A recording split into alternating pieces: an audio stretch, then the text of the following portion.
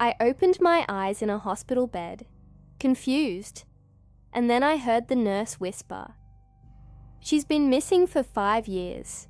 The room smelled of antiseptic and stale air, the kind that clings to sterile walls and murmurs forgotten things." I blinked, slowly, my eyes heavy, as if they'd been glued shut for ages. A white ceiling stared back at me. Tubes snaked from my arms. Machines beeped in soft rhythm. Where was I? I turned my head. Every movement slow, disconnected. A nurse noticed. "Oh my God," she gasped, rushing to the door. "She's awake." Before I could ask anything, a doctor entered, followed by 2 more nurses and a security guard. The doctor's eyes were wide behind his glasses. "Can you hear me?" he asked gently, checking my vitals. "Yes," I croaked. My voice was dry, distant. "Where am I?" "You're in St. Clair Hospital," he replied, voice cautious. "You were found unconscious in a forest outside town. What day is it?" I asked. The doctor paused. "March 10th, 2025. My body stiffened. That's not possible. It was 2020. I was at work. I was just at work." He looked at the nurse, who nodded solemnly. "You've been missing for 5 years. I laughed. A hysterical, cracking laugh. That broke the silence. "That's not funny," I said. "Where's my phone? My purse?" They showed me nothing. Instead, the doctor gently asked, "What's your name?" "Elena Carter." "And the last thing you remember?"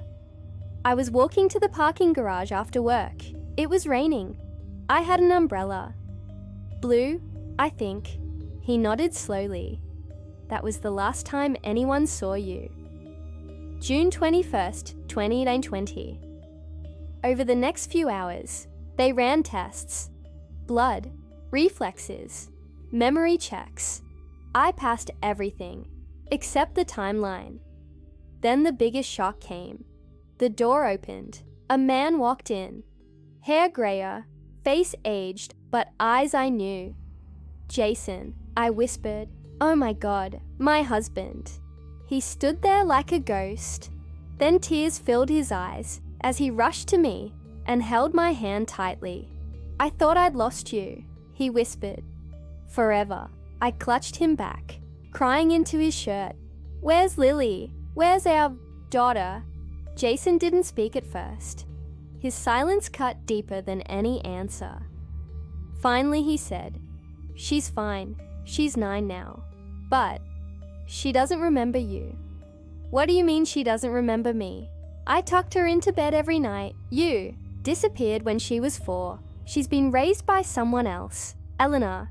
I couldn't breathe. Jason told me more. How they searched for me everywhere. How the police had given up. How a woman named Hannah, Jason's co-worker, had moved in to help care for Lily and eventually become part of the family. "How could you?" I cried. "I was alive. I needed you." He looked broken. "We didn't know Elena. I waited 2 years before I let her move in. I couldn't live in silence anymore." I closed my eyes. My life was stolen. 5 years gone. My child didn't know me. My husband had moved on. And the worst part, I still couldn't remember where I had been. The next morning, sunlight spilled across the sterile sheets of my hospital bed, but I felt no warmth. I was awake. I was alive, but my world was gone. Jason brought Lily to see me. I had imagined this moment 1,000 times in the haze of confusion.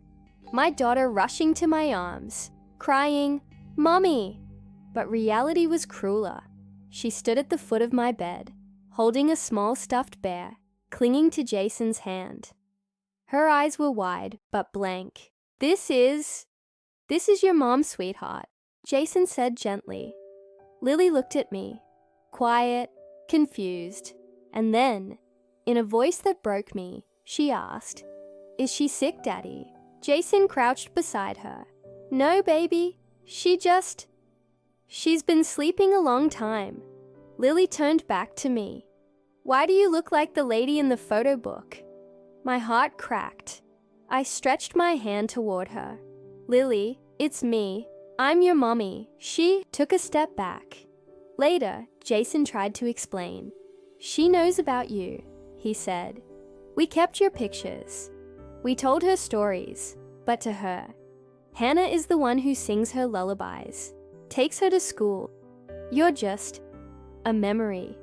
A memory. I wanted to scream. I wanted to go back and find whoever had taken 5 years of my life and tear the answers from them. But the doctors still had no clue. I had no signs of trauma, no scarring, no evidence of injury or captivity, just amnesia. A police officer named Detective Rock came to visit me. Do you remember anything? He asked. No, I said. Nothing since 2020. He pulled out a photo. Does this house look familiar? It was a wooden cabin in the woods. Old, forgotten. That's where we found you, he said. You were lying in the bed, clean, unhurt. Someone took care of you. The thought chilled me. Someone had kept me. Someone had watched me sleep for 5 years. But why? Did you find anything else? I asked. He nodded. There were notebooks, drawings, a photo album. But all the pictures were of you, hundreds of them. I felt my stomach twist. You're saying someone was obsessed with me? Detective Rock didn't reply, but his silence said enough. That night, Jason brought me clothes. He offered to let me stay at their house. His house. Their house now. Hannah's moving out, he said. It's the right thing to do. But when I arrived, the house didn't feel like mine anymore. The walls were painted a new color. My favorite reading chair was gone, and Hannah was there, packing quietly. She looked at me, tears in her eyes. I didn't mean to take your place. I loved her. I never tried to erase you. I couldn't hate her. She had been a mother to my child when I couldn't. But that didn't make it hurt any less. That night, I stood outside Lily's room. She was asleep, clutching the same bear. I stepped inside quietly and sat beside her bed. I'm your mom, I whispered, brushing a strand of hair from her face. And I'm going to make you remember me, no matter how long it takes. Suddenly she stirred. Her eyes opened. She stared at me, then whispered, You were in my dream. You were crying. In a dark place. My blood ran cold. What else did you see? I asked. Lily frowned sleepily. A man with a red hat. He was watching you. He said you couldn't leave yet. My heart dropped. I didn't know who he was, but my daughter had seen him. In a dream I hadn't even told her about. Lily's words haunted me. He said you couldn't leave yet. Who was this man in the red hat? How did Lily see him? I had never described anyone to her. I barely remembered anything myself. The next morning, Detective Rourke visited again. I told him everything Lily had said. He froze. Red hat. I nodded. She said he used to come watch me. Said I wasn't allowed to leave yet. Rourke slowly pulled a photo from a manila folder. Is this him? My blood ran cold. That face. Familiar, yet distant. A red knit cap, rough beard, eyes that looked empty. Yes, I whispered. That's him. Who is he? His name is Walter Price, Rourke said. Reported missing in 2003. He used to live alone in the mountains, kind of a recluse, a survivalist. We found traces of his DNA in the cabin where you were discovered. But wait, I said. Then he's alive? Rourke shook his head grimly. No, he's dead. His remains were found 2 years ago, about a mile from that cabin. Animal scavenging had scattered his bones. Identification confirmed through dental records. I couldn't breathe. Then how? How did he take care of me? That's what we don't understand, Rourke replied. Either he kept you there for a few years, then died, or someone else took over. But Lily saw him, I said. In her dream, how could she know him? Rourke had no answer.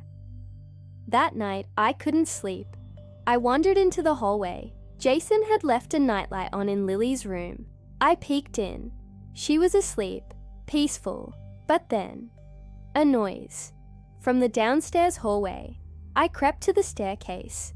There, in the dim light, stood a figure. He was tall, slightly hunched, and he wore a red hat. My breath caught in my throat. I blinked, and he was gone. I rushed down the stairs. Nothing. No sound. No open door. No signs of intrusion. Was I losing my mind? The next day, I went back to the cabin with Rourke. I needed answers. The place was still sealed with crime scene tape. Dust and silence wrapped around us like a shroud. Inside, the smell was dry, old, like time itself had frozen here. On the table, a teacup. Dried remains of something herbal inside. On the wall, hand-drawn portraits. All of me, sleeping, laughing, sitting beside a fire I had no memory of. Each drawing dated. They started in 2020 and ended abruptly in 2023. What happened in 2023? I asked. Rourke flipped through his notes.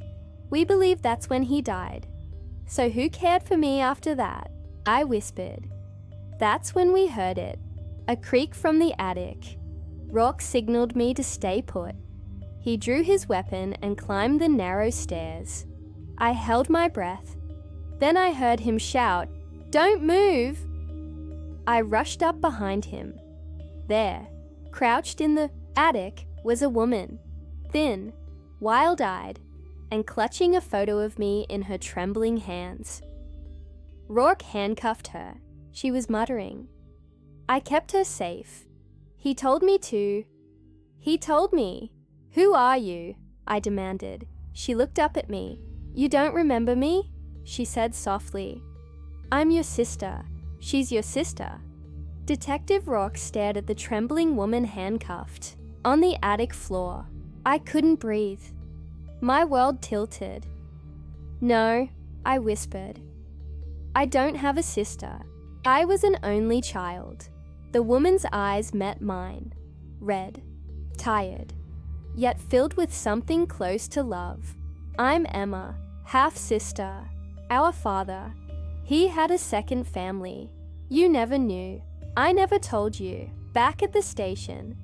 After hours of interrogation, the full story spilled out. Emma had been following my life from the shadows. She had found me by accident 5 years ago, after a nervous breakdown led her to isolate in the mountains, where she encountered Walter Price. Walter was a disturbed man, haunted by grief. He believed I was his daughter who had died long ago. He thought saving her, saving you, was his redemption, Emma told the detectives. He treated her like a porcelain doll, watched her, drew her, spoke to her, even while she was in the coma. When Walter died in 2023, Emma said she was too afraid to bring me to a hospital. She believed someone was still watching, that they would take me away again. Who's they? I asked, shaking.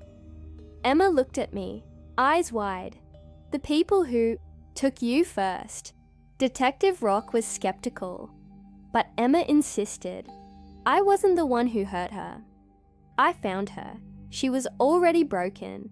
Walter told me she had been taken from a hospital van years ago. My memory, still fractured, began to twitch.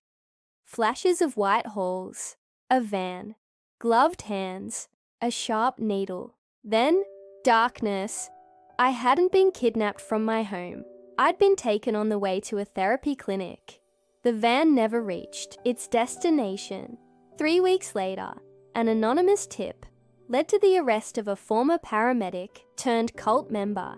He confessed to abducting 3 women, including me, for a twisted experimental purification program. Walter had stolen me from them during a raid in the forest. He'd saved me, but in his madness, had never told the police. He kept me hidden, feeding me herbs, drawing pictures, waiting for me to wake up, and when he died, Emma took over.